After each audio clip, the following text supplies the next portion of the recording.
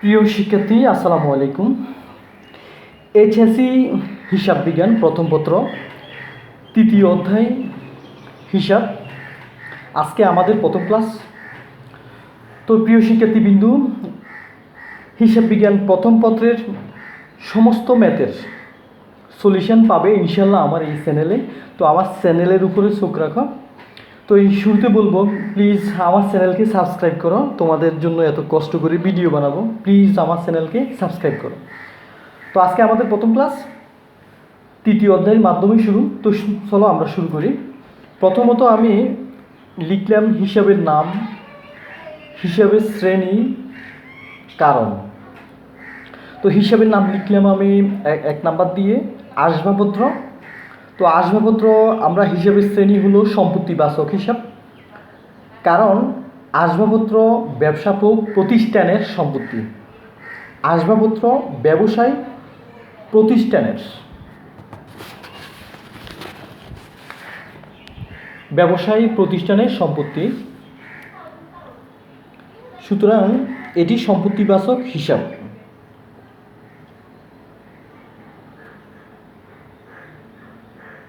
এটি সম্পত্তিবাচক হিসাব।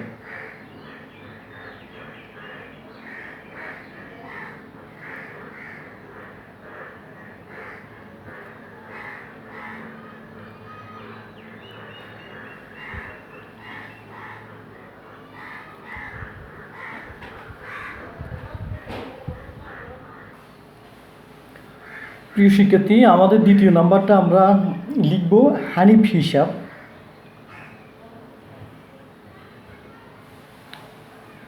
হানিফ হিসাব, হানিফ হিসাবটা ব্যক্তিবাচক হিসাবের মধ্যে পড়ে।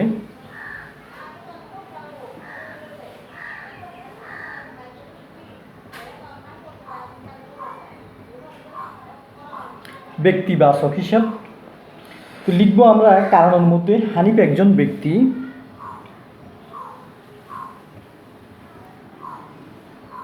হানিফ একজন ব্যক্তি, ব্যক্তি বা ব্যবসা প্রতিষ্ঠান নামযুক্ত, ব্যক্তি বা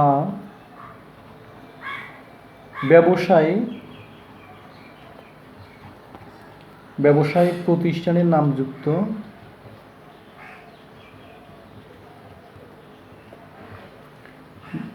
ব্যবসায়িক প্রতিষ্ঠানের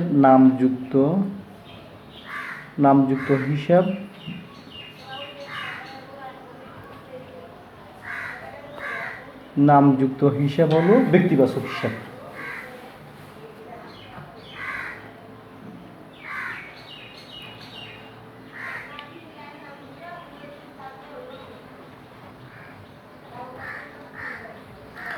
নামযুক্ত হিসাব হলো ব্যক্তিবাচক হিসাব।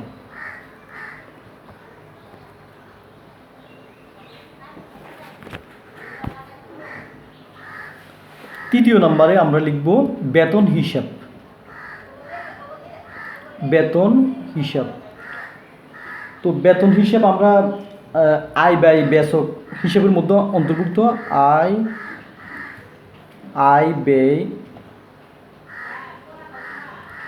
ব্যয় হিসাবের মধ্যে অন্তর্ভুক্ত। আয় ব্যয় হিসাব লিখব শুধু।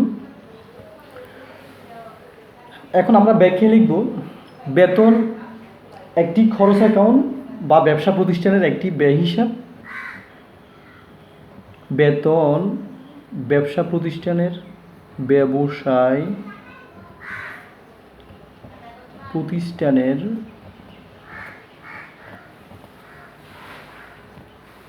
ব্যয় হিসাব।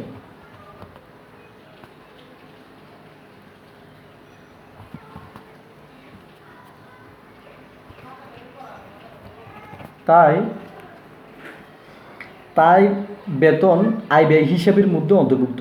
তাই বেতন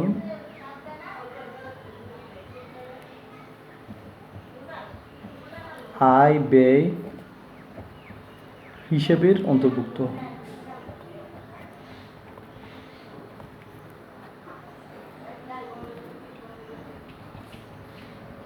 অন্তর্ভুক্ত।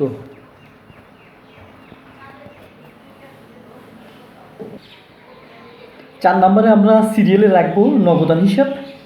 আর নগদান হিসাবকে আমরা লিখব সম্পত্তিবাচক হিসাব। নগদ টাকা আমরা সম্পত্তি বলবো, নগদ টাকা সম্পত্তিবাচক হিসাবের অন্তর্ভুক্ত।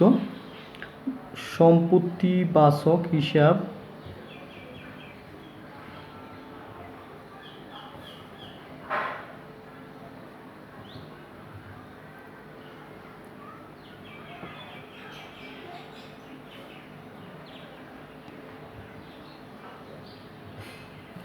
নগদান হিসাব বলতে হাতে নগদ টাকাকে বোঝায়। নগদান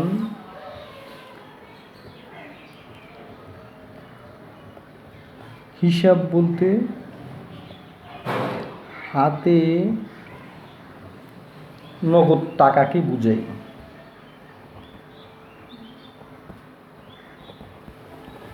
নগদ টাকা।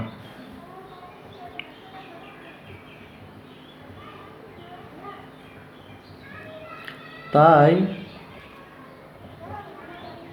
এটি সম্পত্তিবাচক হিসাব।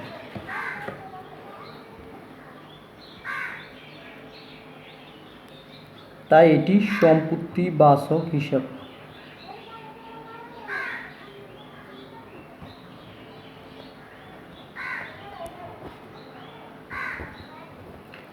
তাই এটি সম্পত্তিবাচক হিসাব। এরপরে সিরিয়ালে আমরা 5 রাখবো প্রদেয় হিসাব।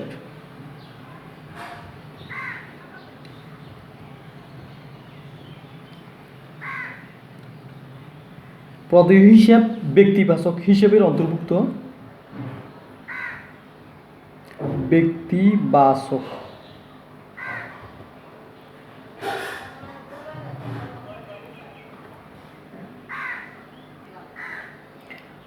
কারণে আমরা লিখব পাওনাদার প্রত্যেকে এক একজন ব্যক্তি।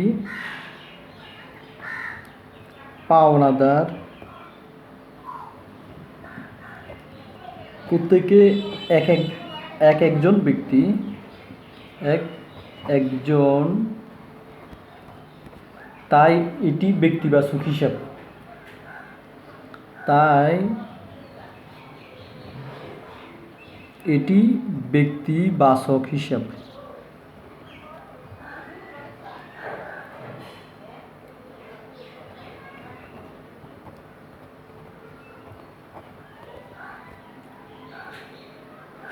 তো প্রিয় শিক্ষার্থী, প্রদেয় এটা ব্যক্তিবাচক হিসেবে শ্রেণীতে পড়ে।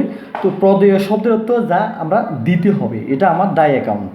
তাই তো আমরা প্রদেয় হিসাবকে পাওনাদারও বলি। আমরা প্রদেয় মানে পাওনাদার, অর্থাৎ যিনি আমার থেকে পাবেন। পাওনাদার প্রত্যেকে এক একজন ব্যক্তি, তাই এটি ব্যক্তিবাচক হিসাব। সিরিয়াল নাম্বার 6 আমি রাখবো দালান কোটা হিসাব।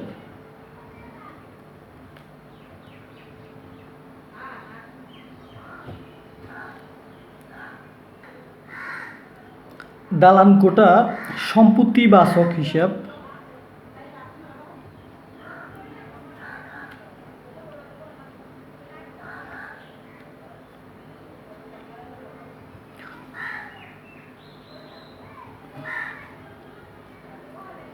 ব্যাখ্যা লিখব দালান কোটা ব্যবসা প্রতিষ্ঠানের একটি সম্পত্তিবাচক হিসাব।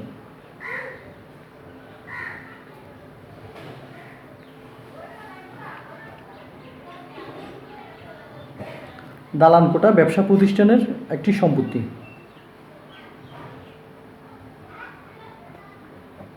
ব্যবসায়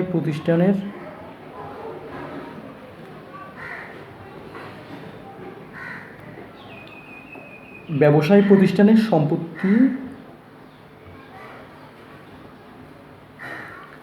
তাই এটি সম্পত্তিবাচক হিসাব। তাই এটি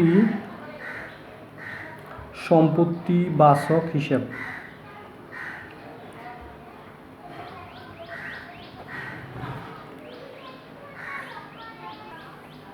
সিরিয়াল নাম্বার 7 নাম্বার আমি রাখবো ভাড়া হিসাব।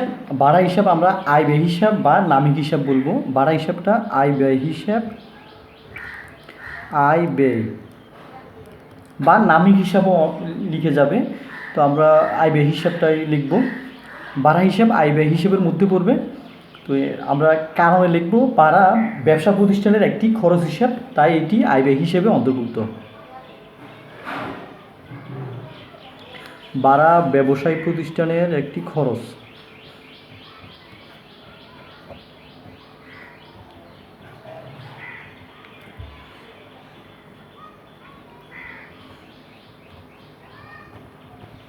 একটি খরচ হিসেব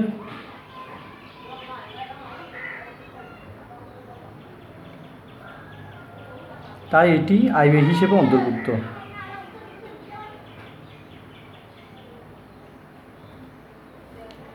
তাই এটি আয় ব্যয় হিসেবে অন্তর্ভুক্ত।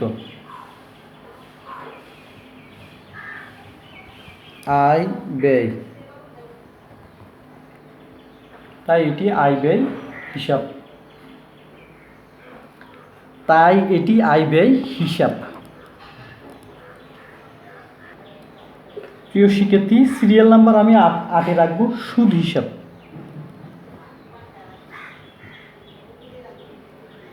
সুদ ব্যবসা প্রতিষ্ঠানের একটা খরচ। তো সুদ আমরা আয় ব্যয় হিসাব লিখব। সুদ আয়ও হতে পারে, ব্যয়ও হতে পারে। যদি আমরা কাউকে দিই সুদ হবে আমার খরচ, আর সুদ যদি কারো থেকে পাই তাহলে হবে আমার আয়। তো যার জন্য সুদ হিসাবকে আমি লিখব আয় ব্যয় হিসাব।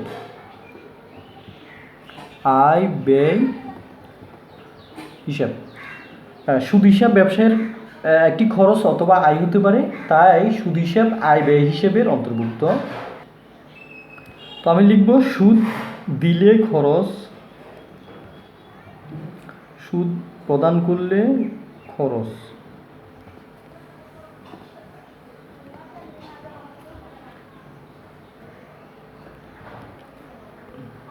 আর পেলে আয়, আর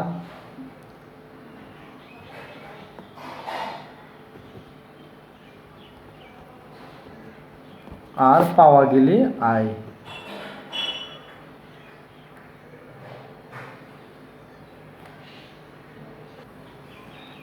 আর পাওয়া গেলে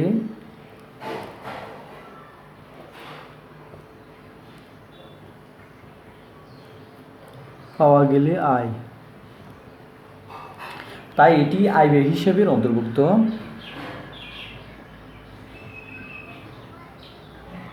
এটি আয় ব্যয় হিসেবের অন্তর্ভুক্ত।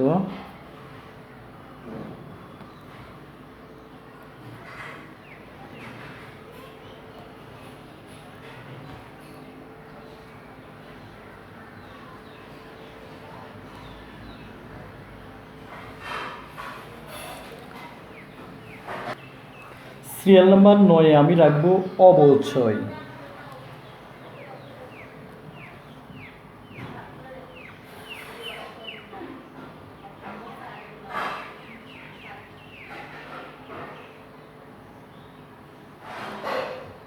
অবচয়,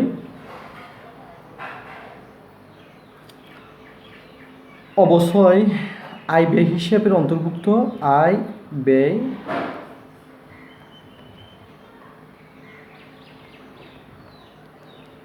ব্যয় হিসেবের অন্তর্ভুক্ত। এটি একটি খরচ হিসাব,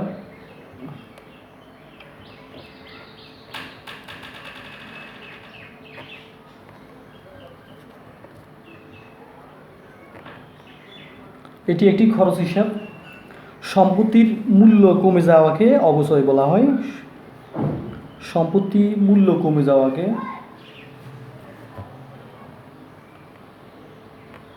সম্পত্তি ব্যবহারজনিত কারণে ব্যবহার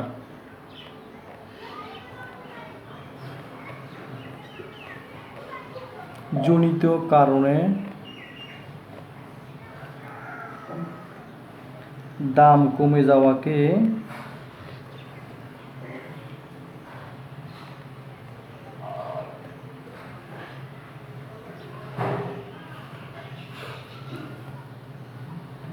অবচয় বলে।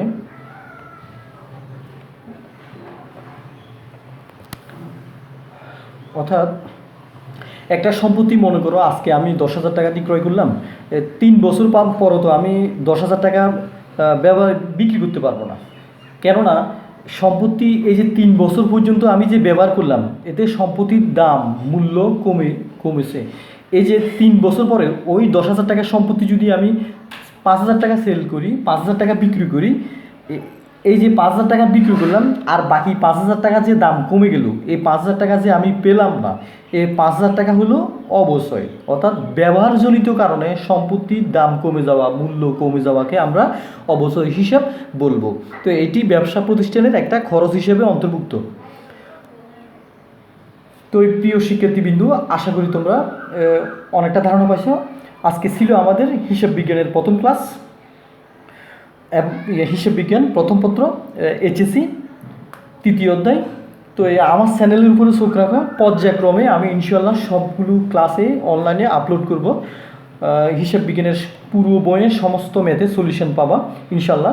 তো প্লিজ অনুগ্রহ করে বলবো আমার চ্যানেলকে সাবস্ক্রাইব করো, এতে করে আমার শ্রম সার্থক হবে। প্লিজ আমার চ্যানেলকে সাবস্ক্রাইব করো। তো দেখা হবে পরবর্তী ক্লাসে। আল্লাহ হাফেজ।